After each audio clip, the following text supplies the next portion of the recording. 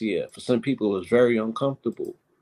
You know what I'm saying? Some people got really knocked up, sat down, had to reevaluate life altogether just to make a determination that even though these are twin years, 23 and 24 are two legs of the same, you know what I'm saying, situation. But just like 23 is Michael Jordan and 24 is Kobe, and they mimic one another. I had a whole collage of pictures where they look identical, right?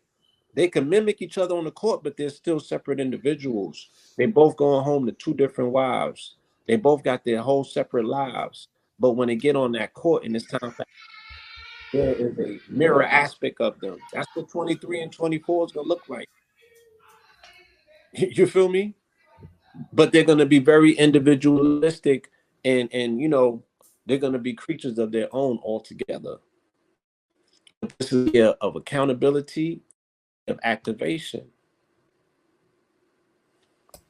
Definitely. Let me ask you, because you talked about the mama mentality and Kobe's ability to endure so many years in the NBA. I don't know what the span is of an NBA.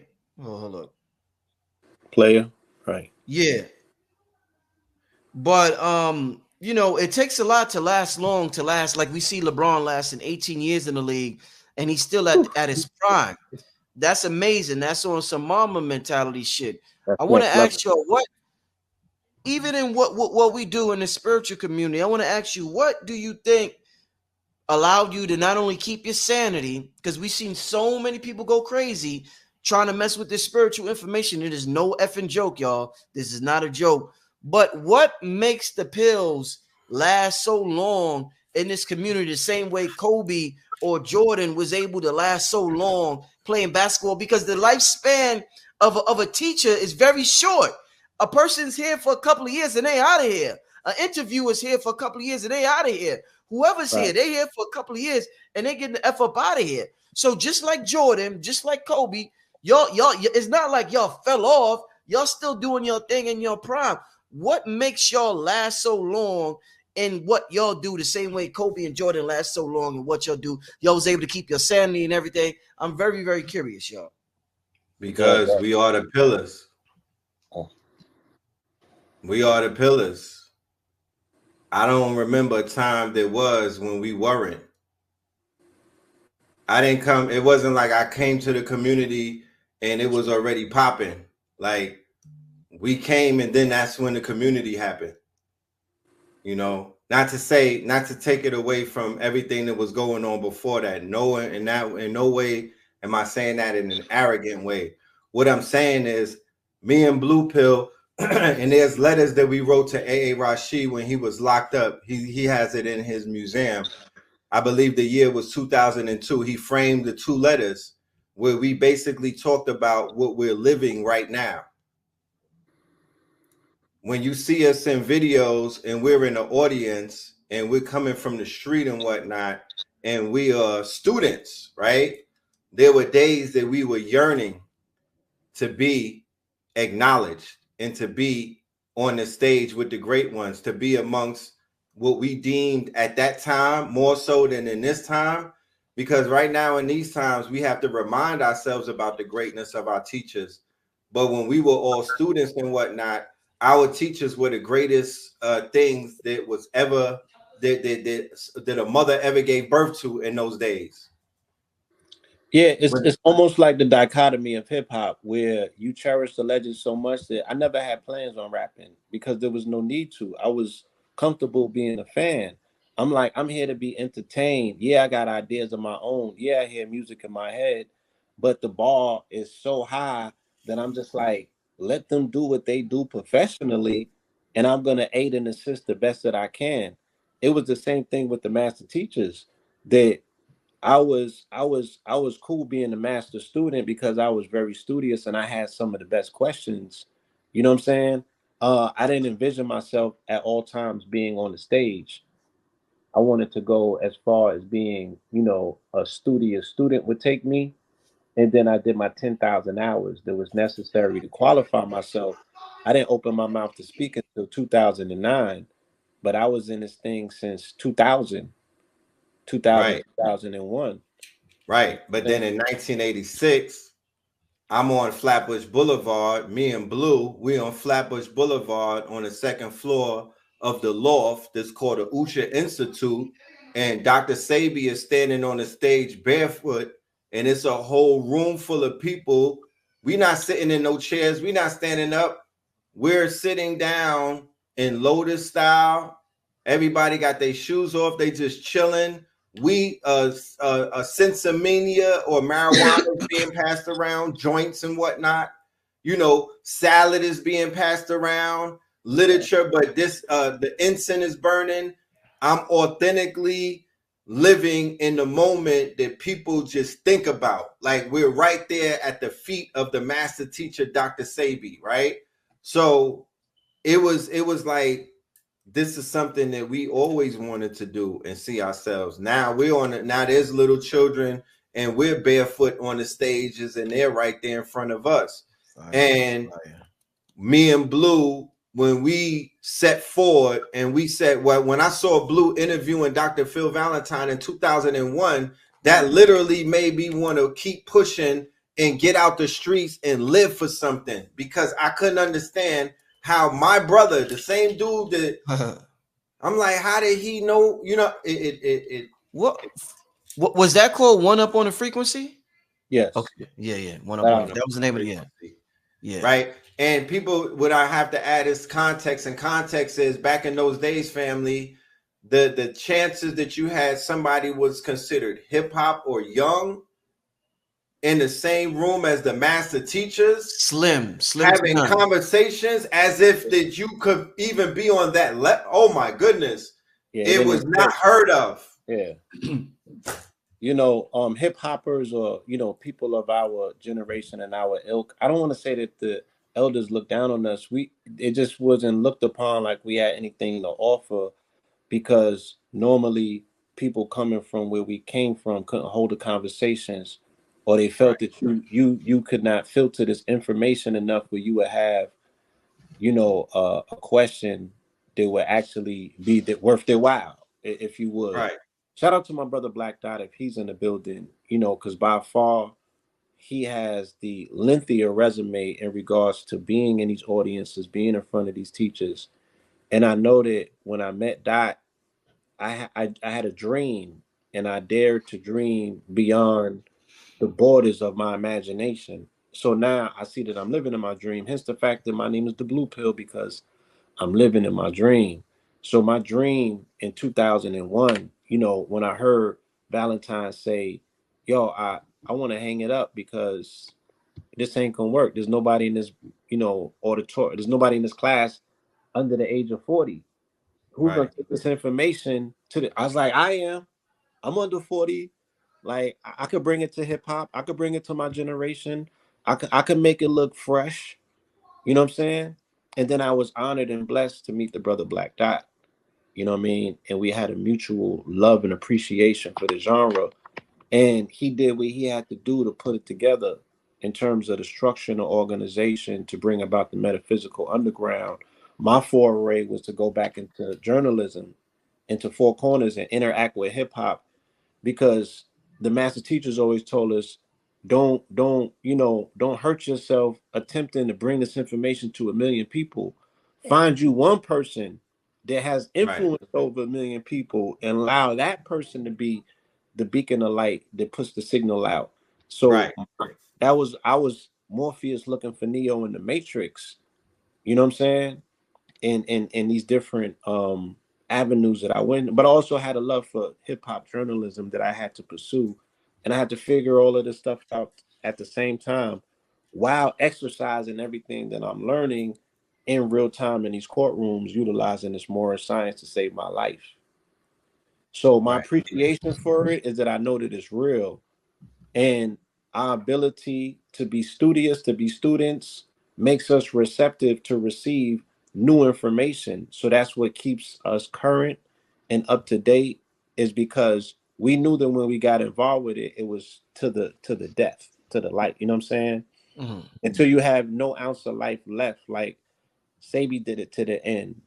the Gregory did it to the end. You know what I'm saying? All of the master teachers did it to the end. You don't Do retire it to from the, this. yeah, you don't retire from this. You do this till the wheels fall off. So And we then literally, right. look, And let me talk. We're literally living out our second life. You know what I mean? There was a life that was already lived prior to this from both me and Blue. You know what I'm talking about? We already experienced what a lot of people haven't experienced in their first life. So, as with Dr. Sabi's story, he got consciousness really when he was in his 40s, and then he lived out his second life, right? But the seeds that he planted in his first life, they began to blossom throughout the life cycle of his second life. So, me and Blue are getting to see people throughout our first life cycle. They're blossoming, Rich. There are people in power right now, and they're waking up. The awakening, the greatest thing that keeps us, to put it in short, that keeps me coming back. One is, as a Scorpio, every winter I die and renew myself, right? Every winter I die, I renew myself. I always replenish, and I put myself in a cave. I put myself in this dark night of the soul and whatnot. And we are able to regenerate ourselves. That's one of our superpowers, right? But that washing, that cycle is able to be spun by the likes of your consistency, Black Dot's consistency, Red and Blue Pills consistency, KT, everybody that kept going and running in this marathon and whatnot. That's what's keeping us vibrant and younger. We're aging backwards and whatnot. Look at what the arch degree to the twin pillars is doing. Look at what KT, the arch degree, is doing. So we've always stood tall, and the light has shined through us. Facts. That's what we represent. The twin pillars on a portico. And through Know the Ledge Radio, through our digital convergence with Sonetta TV, Black Magic 101, 102, House of Consciousness, UGR, Black Magic 363, Baba TV, Kia Life Productions, and many other platforms that we converged with. Is Baba still around? Baba Yes, TV? he is still around. He's doing good content. Yeah. He just hooked me up with a brother who's doing a fatherhood program. Oh, excellent. And yes, you'll be surprised. The brother Melchizedek, the super legend. Oh, Melchizedek, who told his life story in that podcast. Melchizedek was locked up for a body.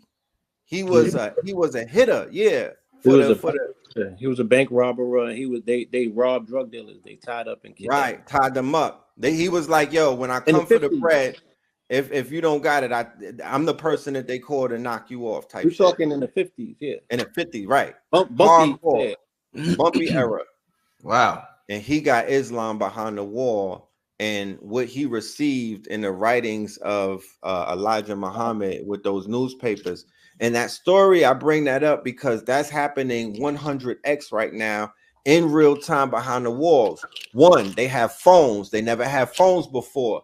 The phones for people that are doing life is tapping them into a world that they never knew existed, that exists online in the matrix, that is a repository of light. So people behind the wall, it don't matter how much time they got, they are waking up at alarming rates. Now, when you have people who are behind the wall that have time on their hands in a day and time where you could become more wealthier and more healthier with the more time on your hands that you have, right? That which used to be a negative is now a positive, because there are people who are doing day trading. They are doing Forex trading. They got mad Bitcoins. They selling NFTs. They got podcasts. They making content, and they got faceless channels. And every one of them is sitting behind the wall doing time. And there's people learning mad stuff right now because they got time and they got phones and they got tablets and you know what I mean? It's but so much you could watch with the short eyes and whatnot. And the wild card, you got about three or four of the master teachers, right, who teach a darker magic, right? Even though they teach a darker, because the underworld is the underworld. It's going to take a certain teacher to teach them, but they got master teachers in their system right now. Guess what's going to happen to the millions of the people that are the living dead? That's the mycelium network. That's the quote unquote underworld, right? That's the living dead. They buried alive and whatnot. But they got the teachings of mad teachers. Shout out to Natural Tahuti. Yeah. Right. Hey, I'm sharing the link in the chat.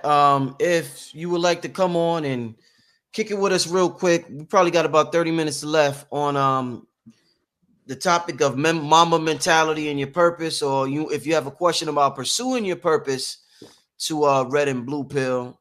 Because a lot of y'all are confused about how to find your purpose in the first place. And I think that this would be a perfect opportunity to get some help from two individuals who obviously tap fully into their purpose and stuck with it. So if you would like to be on the chat, I just posted the link in the chat. Click on it real quick. I want to kick it with y'all for a little while before we get out of here. I want to ask y'all, because I seen y'all dropping some names in the chat. Some of these people I don't know. I see some of y'all trolling, telling me to mention somebody's name. But I do want to ask y'all, red and blue, your opinion. This is 2024. If we're talking moving forward spiritually, one of the master teachers whose information is still prevalent all over the internet is Malachi Z. York. I never got much into his information in my beginning stages of consciousness, but later on, I would hear about him and I would read things about him, about some of the information. And I was like, Brother Polite will put some of his information out there. Rod Hayes' information. He talks a lot about Dr. Malachi Z. York. What's your thoughts on his information, considering the charges that was against him, and considering, I mean, King Simon was in the community. King Simon was like, that shit got crazy for a second. How do you feel about studying information from somebody with such crazy charges against them and accusations from people in the community? All right. So a minute ago, I was talking about some of the people that are buried alive and the impact of what consciousness would do to people who are buried alive, who were considered to be, in Hiram Abiff, right? Right. So I speak from experience because the year was 1999. I was in what is called SHOCK. It's a military program that works with Department of Corrections, where they put you in basically boot camp. Mm-hmm. We didn't have no access to the outside world whatsoever. When I'm talking about whatsoever, no newspapers. We only had one phone call every 2 weeks and whatnot. No newspapers. We could get letters though. Blue used to write me rhymes and whatnot from the hottest rap songs that was out. That's the way I knew how the songs was, because he would have to write the lyrics, right? Make a long story short, somebody had the holy tablets and we were doing the bid with the holy tablets. I would have people stand outside. We would be doing cleanup and whatnot, because they keep you busy from 4 a.m. when you wake up doing push-ups and PT and whatnot, all the way to 9 p.m. when you go to sleep. So sometimes we would have to, from the moonlight and whatnot, sneak and read pages. The Holy Tablets, a book that was authored by Malachi Z. York, right? Which was almost like a Bible. This book single-handedly took me into a world. Keep in mind, this is the year 99, and I went into 2000. When I come home, the towers fall, right? I come home August 28th. Aaliyah dies right before I come home. I come home August 28th. I see Blue Pill do a demonstration with the Moorish thing and stand up and take the head of a judge on September the 10th. I go to sleep the next week, 9/11. So my whole world shifted. Huh? The next day, my whole world, everything shifted in ways that you have no idea. Then I went and seen Dr. Valentine live do the lecture where he just talked about on Black Dot Show right after 9/11, where he really solidified that he was the master teacher, and his information and Bobby's information, it pushed past the older quote unquote school of classical teachers and whatnot, and the level of information, the ceiling that they built, the ceiling that was on their information, they broke through that ceiling and created a whole new paradigm. And in that paradigm, we have the psychonauts in front of you right now who are able to think so huge and so wide and so big that every point of the galaxy, this information and this consciousness and this light has touched it. You dig? Facts. But it was not done on our own vote. It's directly the work of Bobby, Phil, Delbert, Sabi, Hakeem Bey, Taj Tariq Bey, C. Freeman L, Brother Azazel, Dawood. You can't leave a name out because it was like Netflix for us. But DVDs and VHS tapes and whatnot, but it was Netflix. We were binging, we were drowning in the information, and it was feeding us. Every single person on this planet is living in the dreams of all of these lectures that we was telling y'all about. Facts.